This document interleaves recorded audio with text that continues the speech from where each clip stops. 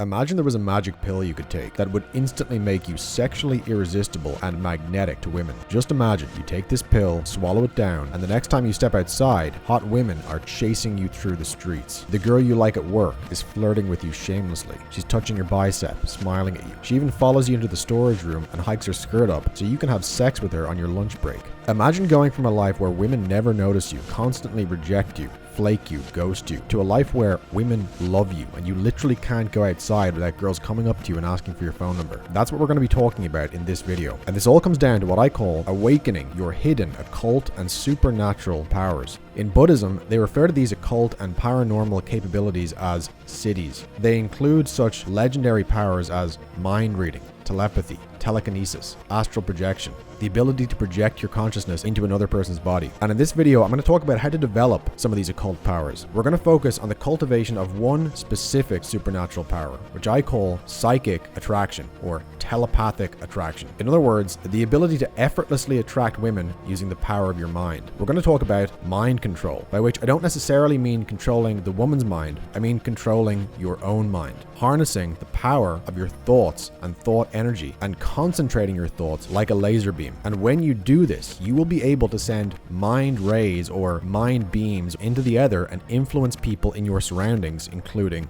women. Now, before I get into this, quick background on me if you're new around here. Now, I used to be very frustrated with women and dating. I couldn't get a date. I couldn't even get a girl to give me her phone number. And I was very, very unhappy. I spent the first 21 years of my life in a state of misery and depression because I couldn't find love. But then when I was about 21, I stumbled on an old book, which was about the idea of awakening certain occult and supernatural powers that are normally hidden and concealed within the human psyche. The book was called The Fourth Way by P.D. Ouspensky. And one of the big ideas in this book was that every one of us contains much greater powers and possibilities than we ever suspect. For example, the book hints at the idea that things like telepathy, telekinesis, reading another person's thoughts, or even communicating with another person using only your mind are not only possible, but that these things, these occult powers or siddhis, they may actually be things that human beings are meant to be able to do in our natural state. But the problem is we don't realize we already have these powers and we have no idea how to access them. And to illustrate what I mean by this, a really good example is you probably know the comic book character, the Hulk. What a lot of people don't know though is that the guy who invented the Hulk, he said he got the idea when he saw a woman lifting a car with her bare hands. Her baby had gotten trapped underneath this car, and in a moment of pure panic and desperation, she somehow or other was able to summon something in herself that had the power to lift up this car with her bare hands in order to save her child. So this story hints at the idea that humans contain latent supernatural powers and abilities. The word latent means something that exists but is not yet developed or manifest. It's hidden or concealed. And so the idea in this book by Ouspensky was that all human beings have extraordinary hidden possibilities, but that these powers and possibilities are never developed. They're never recognized. They remain hidden in a larval form. And so most people you see walking around the street, just like ordinary dopey people, they are like sleeping gods. They're like superheroes who are disguised as regular human beings, but they've forgotten that they're wearing a disguise. They've become identified with being human, and they've forgotten that they are actually something more than human. They've forgotten that, as Jesus once put it, you are gods. So after I came across that idea of hidden powers and forces in that book by Ouspensky, I became very interested in finding out more about these powers and how to potentially develop them. And so I started doing some of the mental exercises that he talked about in that book and in other books. And then right around that same time, something very strange began to happen to me in my life. I started to notice that I seemed to be becoming significantly more attractive to women than I had been before. I remember the first time it happened, I was walking in class, I was in college at the time, and I walked past this girl, and normally girls like her, completely ignored me or wouldn't even look my direction.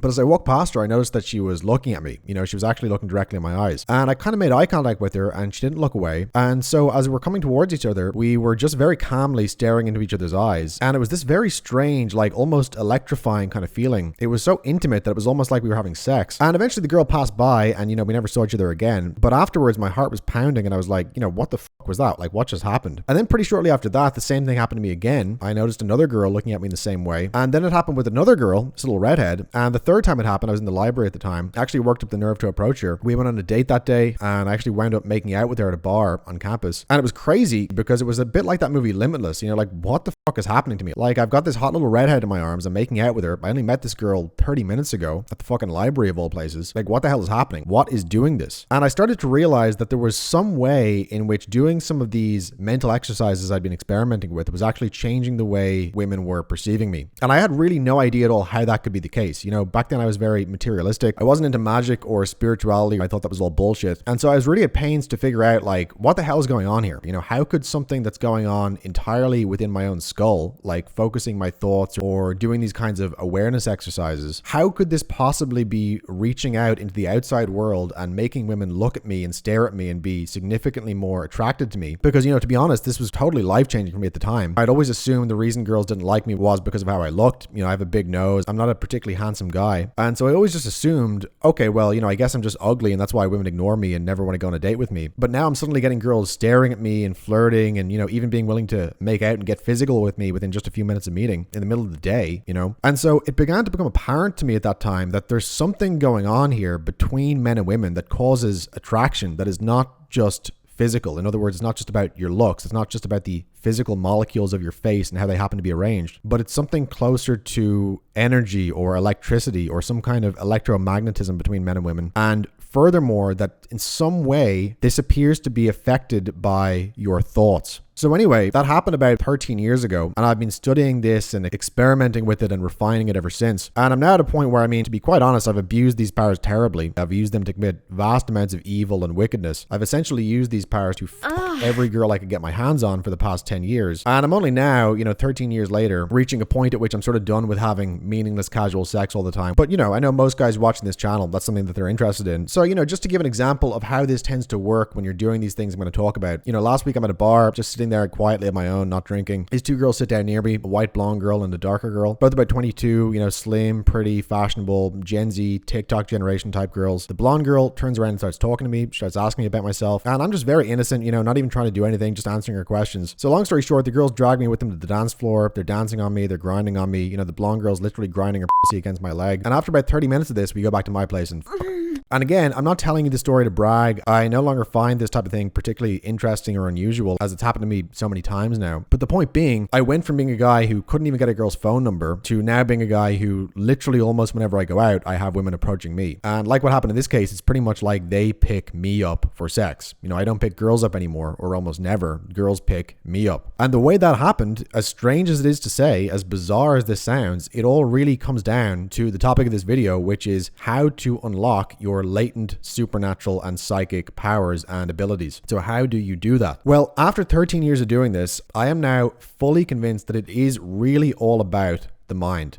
It is all about your thoughts, and it's about the electrical charge those thoughts carry. Magnetically and effortlessly attracting women comes down to acquiring a certain control and mastery over your thoughts. Now, this sounds very strange on the surface because we don't tend to think of thoughts as being physical things. And so we don't tend to think that our thoughts could have any impact or effect on physical reality. You know, you can't put a thought under a microscope and say, you know, like, there it is, there's the thought. And yet thoughts are physical. They must be, if you think about it, in order to control our physical body, which they clearly can. And in actuality, thoughts are electrical impulses in the brain. And so they are very much physical. They are material because electricity is material. And consequently, what I would like to suggest to you is that the way you think actually exerts a great deal of influence on the material world around you, including on other people. These electrical impulses of thought can create subtle effects on other people's behavior, mood, and thinking. And so things like telepathy are not only possible, but they're actually going on all the time under the surface, whether you're aware of it or not. So a good analogy for this is sunlight. You know, a ray of sunlight, if it touches your arm, is very mild. It just feels a little bit warm. You hardly notice it. But if that ray of sunlight is concentrated through a magnifying glass, it can set something on fire. And thought thoughts, or what I'm going to call thought energy or mental energy or psychic energy, is a lot like that ray of sunlight. Normally your thoughts or your thought energy is very weak. It's diffuse. It usually doesn't get past your skull. But if this psychic energy is concentrated using certain techniques we're going to go into, it can be focused like a laser beam or a magnified ray to affect things outside your body in your physical environment and surroundings. And one of the ways it can affect your surroundings, actually one of the first things you may notice, is that it begins to change the way women are perceiving you and responding to you if you're a man. Women are highly sensitive and attuned to subtle differences in the field of psychic energy or thought energy, which men are generally not as good at picking up on. You know, Thomas Pynchon summed it up well when he said that women have antennas that men do not. And so when you master these mental exercises for controlling thought, for refining and harnessing this mental energy, you will tend to find that it attracts women to you like a magnet. And the more of this energy you cultivate, the stronger that force of attraction becomes. And this is entirely effortless. You know, it happens automatically with girls who are receptive. And ultimately it makes getting laid and, getting dates and getting attraction from women very, very easy. So how do you do this? What are these mental exercises that give you these latent occult and psychic powers? Well, the most powerful and important of these exercises by far is what's known as watching the thinker, observing your mind, observing your thoughts. Now, if you've heard this idea before, or you think, oh, I already know about that, just bear with me, trust me on this. Even if you think you already know about this, it's very good to have it refreshed in your memory, because without getting very clear on this, nothing else I'm going to say about psychic magnetism will work. This all hinges on developing this practice of watching the thinker, quote unquote. So what is that exactly and how do you do it? Well, this is a very ancient technique which you find in many mystical traditions such as Buddhism. Although in actual fact, I believe this is much older and goes back much further than Buddhism or even meditation. Watching the thinker is more fundamental than meditation. Now, you might be familiar with this technique from reading The Power of Now by Eckhart Tolle. It's a very good book. I strongly recommend it. And what I'm going to say here is in part just a summary of things he talks about in that book, particularly the first chapter, which is called You Are Not Your Mind. So I strongly advise that you read that book if you haven't already. But this fundamental principle of watching the thinker, observing your thoughts, this is where all the action is. This is the master key that unlocks every door. If you do this right, watching the thinker, observing your thoughts without judgment, learning to not identify with those thoughts, this is what makes you magnetic to women, ultimately. This is what makes you effortlessly attractive. Now, it doesn't do that directly. I'll explain the exact way it happens in a second. First, I want to explain this general technique and how to do this, how to watch the thinker. So first off, everyone has a voice in their head. We can call this voice the thinker. And the thinker, that little voice, it is always commenting on everything that takes place in your life. It always has an opinion. It always has a view. It will always render judgment, good or bad, on whatever happens, whatever crosses your awareness. It judges everything. It often criticizes everything. Or it can also take the form of mental movies of something that's happened to you in the past or something it expects will happen to you in the future, worries, anxieties, hopes, desires, etc. Now, your task, all you have to do is to watch this thinker. Observe it. Watch what it says. Observe all its little comments and judgments that it makes on everything. Watch what mental images it shows you. Now, as you begin to observe the thinker, you will start to become aware of the fact that you are not the thinker. There's actually two people inside you, so to speak. There is the you that thinks, and then there's the you behind the thinking that observes that thought, the awareness in the background. And these two people inside you are not the same. The you that simply observes the thoughts that occur is not the same as the you that thinks those thoughts. You are not the thinker. You are not your mind. You, the real you, is the silent observer who watches these thoughts emerge. We can call it the observer or the silent witness, and it does not think. It does not have thoughts. It simply observes. It is pure awareness itself. And so the more you start to observe the thinker and all his various comments and judgments and criticisms, the more you will become aware that you are not the thinker. What you really are is the thoughtless, silent awareness that observes these various thoughts as they arise. Now again, don't judge the thoughts or condemn them. That would only be the thinker coming in again from the back door, but simply observe them. Don't identify with them. Just be the silent witness to these thoughts. Now, as you do this for several days, and as you become aware of yourself as this quiet observer behind thoughts, and which is actually not thought, you're going to find that you'll soon be able to go for short periods of time without thinking. And the way this usually happens is that some thought will enter your head like, I hate doing this, or life's so hard, or, fuck that person, I hate that guy. And right as this thought occurs, or right as it's about to occur, you'll suddenly become aware that, that's not me thinking that. And that awareness will not be a thought, it won't happen in words. It will just be a silent knowing like, oh, that thought didn't come from me. I don't actually feel that way. I don't actually hold that view. And after that awareness happens, you will usually become very silent and still in your mind for at least a few moments. You'll be able to just sit there and be aware of your surroundings, be aware of your body, the sensations you're feeling, but you will have no thought. It's just pure awareness. And these periods of no mind will be short in the beginning, but they'll become longer and longer the more you do this practice. All right, so that's great. Now you can stop thought. Most people can't do that. But what does that get you? To quote notorious sex monster Jeffrey Epstein, what does that got to do with pussy? Well, I'll explain that in a second and how this all ties into attraction. But before I do, I need to introduce you to the next technique for awakening your hidden occult powers, and this is observing your emotions. So we talked about observing your thoughts, but at the same time, you also want to observe any emotions that you're feeling on a moment-to-moment basis. And usually an emotion is a feeling in your body. It's not a thought. It's more like a physical sensation when you really observe it. Sometimes you'll feel it in your chest. Sometimes it will be, somewhere else. But, try to figure out where in my body I'm actually feeling this emotion. Where is it concentrated? Now, when you do this, you'll start to see for yourself how emotions and thoughts tend to influence each other. An emotional state usually gives rise to certain thoughts associated with that state. And you'll also see the reverse of that, where the emotions you're feeling are actually your body's reaction to certain thoughts you've been having. In other words, if you persistently have certain negative or unpleasant thoughts, those thoughts will always produce unpleasant emotions, usually not immediately, but gradually over time, within minutes, hours, days. Unpleasant emotions follow unpleasant thoughts like a cart follows a horse. Negative emotions are like the shadow of negative thoughts. One always follows the other. So again, why is any of this important? And what does this have to do with attracting women by unlocking these hidden occult powers I'm talking about? Well, the key to this is that these powers, like magnetism, like telepathy, they're only accessible when you have a large surplus of what I want to call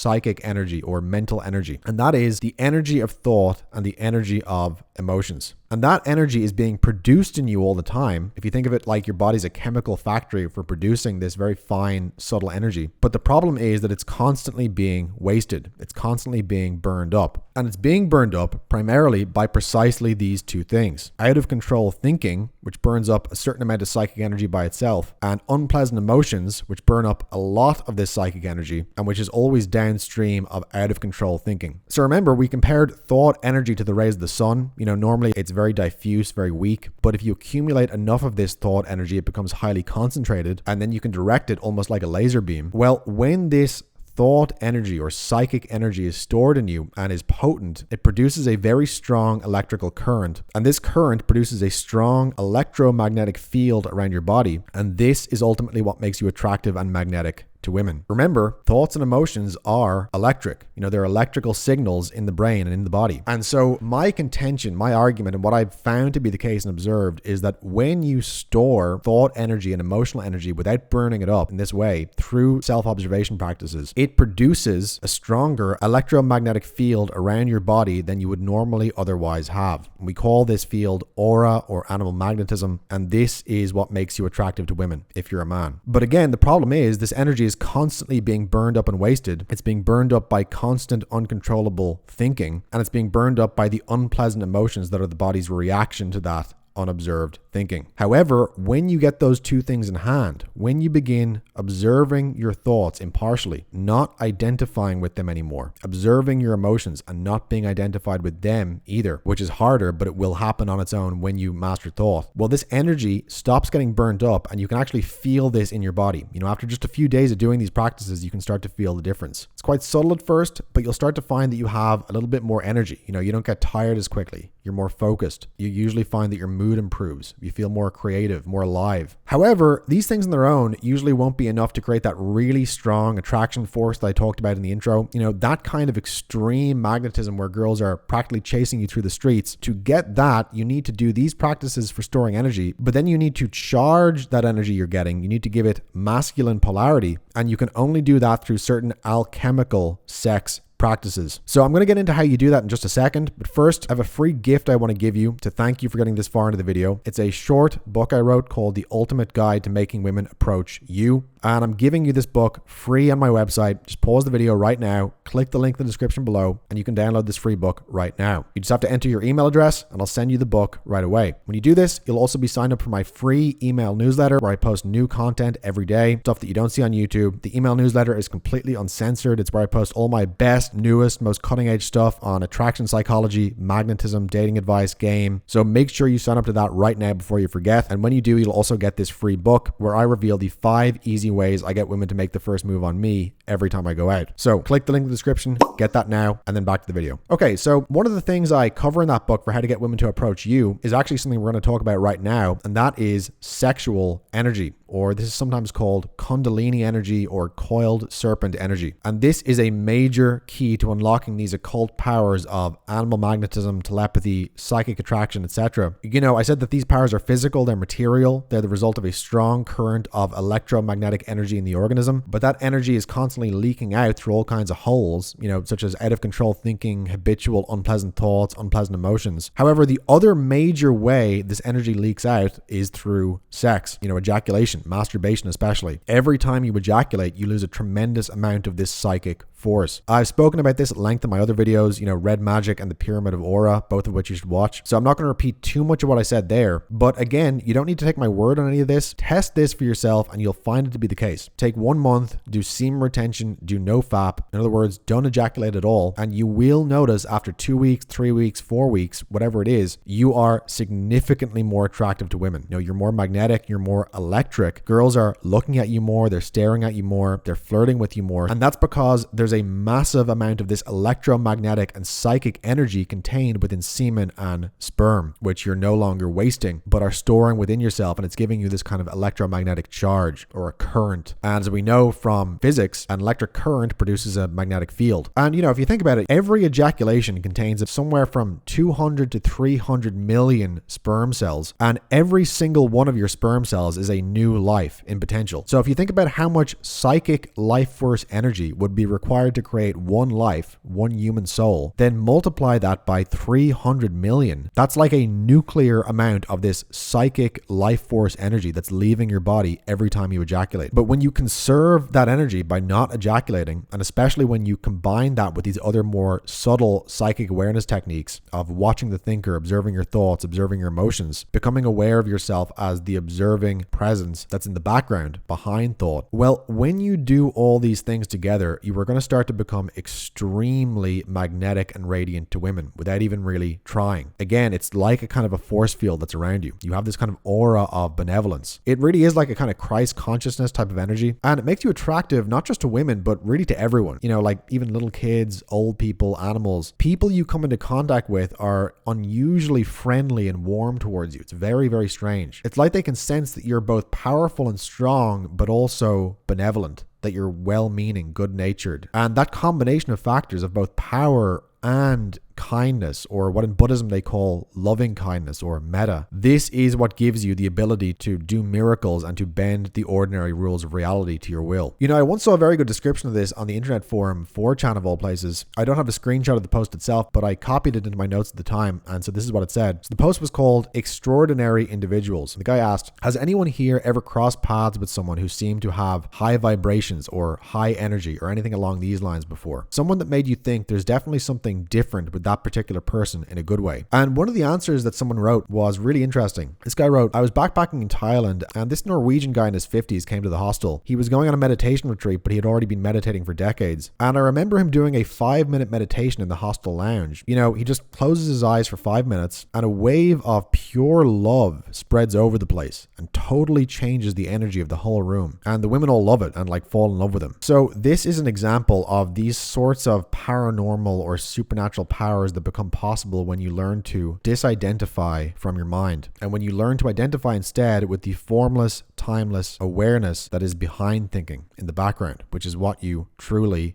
are. And see, the whole point is this is what other people truly are as well. And when you can do this, then there is no longer this self-created separation between you and other people. And so communicating with them telepathically actually becomes quite natural. There is a sense of deep peace that comes from doing these practices because you realize that you are more than just your body or your form identity, meaning your name, your personal history, your ego, your likes and dislikes, your opinions. You have all those things, and that's fine. You know, you have a body, you have a name, you have a role and identity, but you begin to realize that you are also something more than those things. You are also the pure awareness that is formless and eternal and which is not conditioned. It doesn't have thoughts or an identity or opinions or judgments or desires or fears. It is immortal. It cannot be harmed. It cannot be threatened. And that I am awareness that is behind thought and which is free of all negativity is the same in you as it is in other people. And when you begin to realize that and get in touch with this, and you can go for these longer and longer periods without thinking, just being present, just being aware, then every other person you meet becomes simply another manifestation of your own true essence. You know, as Eckhart Tolle put it, everyone you meet is you wearing a different disguise.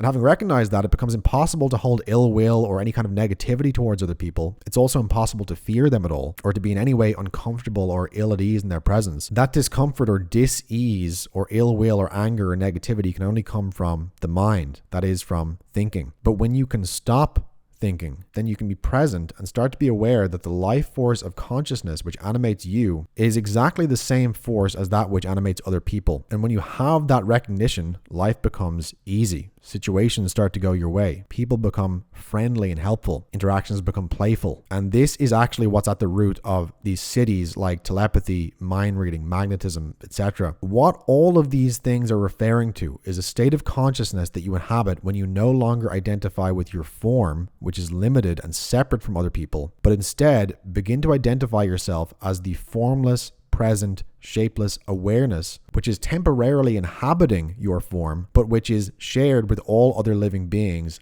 as well as with nature itself. And when you do that, then communicating with or influencing those other beings telepathically or whatever becomes quite natural, and it happens spontaneously, effortlessly. All right, so hopefully I didn't lose you there by getting overly mystical. As I said, I explain these dynamics in more detail, particularly as they relate to sexual energy or chi energy in my book, How to Make Women Approach You, no matter your looks, age, or money. So I strongly recommend you read that now if you haven't already. And I'm giving you this book free today as a thank you for watching this video. So click the link in the description to get that book now, and I'll see you on the other side.